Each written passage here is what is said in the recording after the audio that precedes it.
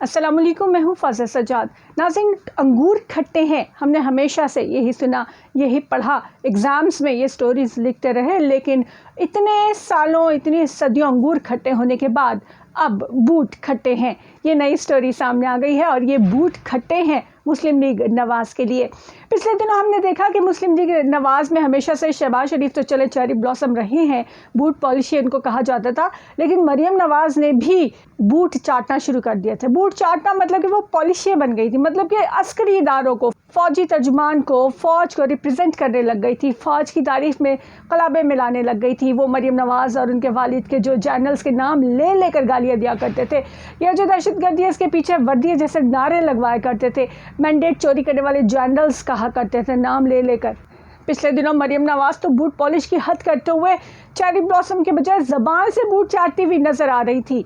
लग तो ऐसे रहा था कि DGISPR की ज़रूरत ही नहीं रही, क्योंकि वो फ़ौज की तर्जुमानी भी कर रही थी। इवन कि वो ये भी डायरेक्शन दे रही थी कि ये जो एक्स सर्विसमैन हैं, ये प्रोटेस्ट कर रहे हैं, जन बाजवा के ख़िलाफ़ बातें कर रहे हैं, तो इनसे तमगे वापस लिए जाएँ, इनकी पेंशन रोकी जाए। और ये सब हुआ भी बाद में, और उनकी फैसिलिटीज़ ख़त्म की जाएँ, तो ये सब हुआ भी। लेकिन उन्होंने ये सब पब्लिकली अनाउंस किया था, यानी DGISPR की ज़रूरत ही नहीं बची थी। इस हद तक वो फ़ौज को रिप्रेजेंट कर रही थी। लेकिन क्या है कि कितने अरसे तक असलियत छुपाई जा सकती है।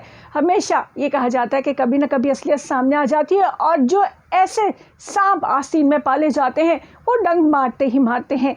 इस्टेब्लिशमेंट ने इस दफ़ा दूध पिलाया उन सपोलों को, उन सांपों को, बल्कि नाग और नागिन को, कि जिसने हमेशा बिला वजह इस्टेब्लिशमेंट को डसा। उसका रैकेट है। नून लीग ने हमेशा इस्टेब्लिशमेंट की जड़ें काटने की कोशिश की, फ़ौज को डीमोरल करने की कोशिश की, फ़ौज के ख़िलाफ़ नफ़रत अंगेज़ मुहिमात हमेशा शुरू की। लेकिन अब बूट खट्टे हो चुके हैं एक बार फिर से। और वो जो पिछला टेन्योर हमें कुछ अरसे का, कुछ महीने का नज़र आ रहा था, कि जिसमें इमरान खान के ख़िलाफ़ कि पब्लिक ओपिनियन ये है कि इस्टेब्लिशमेंट ने इमरान खान के हवाले से कुछ ऐसे इक़दाम किए कि रिजीम चेंज हुआ, लेकिन उससे सही साबित करने के लिए, और फ़ौज को और इस्टेब्लिशमेंट को, और इदारों को, और अस्करी हुक्काम को सही साबित करने के लिए मरियम नवाज़ ने कमर कसी हुई थी।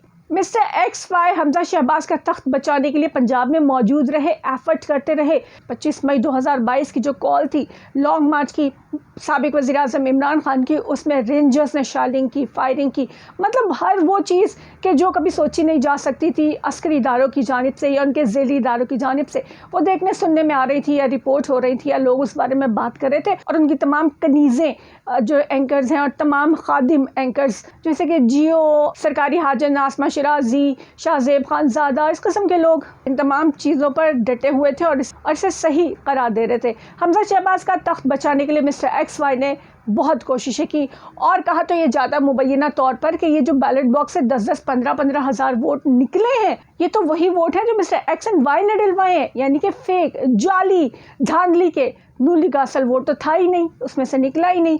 फिर भी ये एहसानमंद नहीं हुए मिस्टर X and Y के, क्योंकि ये कहते थे कि 2 को 20 कर दो। हालांकि इस्टेब्लिशमेंट हमेशा 19 को 20 कर सकती है, 17 को 20 कर सकती है, 2 को 20 करना उसके लिए भी मुमकिन नहीं होता। और जितनी मदद कर सकती थी वो बैलेट बॉक्स में से निकल आई। और जो कुछ 22 जुलाई को हुआ उसके बारे में भी कहा जाता है कि उसके पीछे भी कहीं ना कहीं मुक़्तदर हल्के मौजूद थे, मिस्टर XY और उनके हैंडलर्स मौजूद थे, कि जिन्होंने आखिरी वक्त तक साजिशें रचाने में अपना भरपूर किरदार अदा किया। बट अनफॉर्चुनेटली हमजा शहबाज को नहीं बचा पाए। यहाँ तक कि दुश्मन मजारी, मेरा मतलब है कि दोस्त Mazari, deputy speaker Punjab assembly ने अपनी ही जमात की पीठ में छुरा घोंपा। पहले भी हमजा शहबाज को ज़बरदस्ती वज़ीर आला मुसल्लत करवाया, और काफ़िले के सारे वोट मुस्तरद करके 22 जुलाई को भी उसने यही हरकत की, जिस पर सुप्रीम कोर्ट का कहना था कि ये हमारे फैसले के मुताबिक ऐसा नहीं था, ये तो खुद डिप्टी स्पीकर ने अपनी मर्ज़ी से हम पे इल्ज़ाम लगाकर ये सब किया है। इस बात के सामने आते एक तो अदलिया मुखालिफ मुहिम शुरू हो गई। अदलिया के खिलाफ, जजेस के खिलाफ पूरी नून लीग एक दफ़ा फिर से उसी पुरानी रूटीन पर आ गई। उन पर हमले शुरू कर दिए, उनको दबाव में, प्रेशर में लाने की कोशिश शुरू कर दी, फुल कोर्ट की डिमांड कर दी। हालांकि फुल कोर्ट हो या लार्जर बैंक या कोई भी कोर्ट, डिसीजन यही होगा, क्योंकि आइन का आर्टिकल 63 है, उसके क्लॉज 1B बहुत ही क्लियर है इस हवाले से कि पार्लिमानी पार्टी का लीडर फैसला करता है, और पार्लिमानी लीडर के मुताबिक तो काफिले के वोट तहरीक इंसाफ और काफ़ी के मुश्तरका उम्मीदवार परवेज़ इलाही को ही जाने थे, तो वो किसी भी तरह से रिजेक्ट नहीं हो सकते थे। एक साजिश रचाई गई थी जो कि कोर्ट के ज़रिए भी अब रद्द होती नज़र आ रही है। और मुस्लिम लीग नून, जिसका हमेशा से वतीरा रहा, जिसने सुप्रीम कोर्ट पर हमला भी किया है, फिज़िकली भी उनको प्रेशराइज़ करने के लिए अपना सोशल मीडिया विंग इस्तेमाल किया है, अपना ये प्राइवेट चैनल्स के जो खादिम एंकर्स हैं, जो मुलाजमाए कनीज़े एंकर्स हैं, उनको इस्तेमाल किया है, तो एक बार फिर अदलिया के साथ साथ फ़ौज मुखालिफ बयानिया भी सामने आ गया।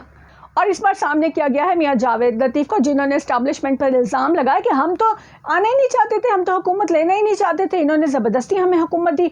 इन्होंने कहा कि जी अगर तुम लोगों ने इक़्तिदार ना लिया तो फ़ला बंदा सीट पे बैठ जाएगा, यानी कि जनरल फैज़ हमीद से शायद इन्हें डराया गया था। नून लीग उन्हीं से डर रही थी।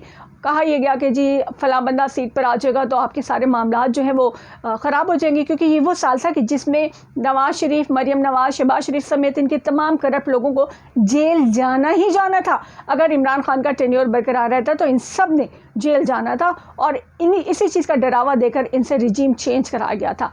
अब बकौल नून लीगी शख्सियात के वो इल्ज़ाम लगाने के इस्टेब्लिशमेंट ने ये सब कराया था, तो अभी इस्टेब्लिशमेंट के ख़िलाफ़ इनकी ज़बानें खुलना शुरू हो गई हैं, और नवाज़ शरीफ की जानिब से भी हिदायत जारी कर दी गई हैं कि खुल के जलील करो इस्टेब्लिशमेंट को, एक बार फिर से खुल के जलील करो जजेस को, एक बार फिर से इनको प्रेशराइज़ करो, इनके टोटे वायरल करो, इनके ऑडियो वीडियो लीक्स करो, किसी ना किसी तरीके से इन्हें प्रेशराइज़ करो और अपनी मर्ज़ी के फ़ैसले हासिल करो। मरियम नवाज़ की वो ज़बान जो बूट चाट कर पॉलिश किया करती थी, अब वो थूक रही है, अब वो अपना चाटा थूक रही है।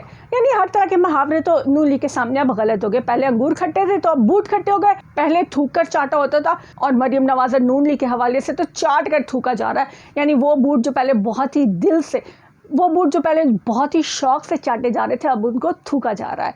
ये इनका वतीरा है, ये इनकी खासियत है, यही इनकी असलियत है। आप इस हवाले से क्या कहते हैं ज़रूर शेयर कीजिएगा हमारे साथ। अल्लाह हाफ़िज़।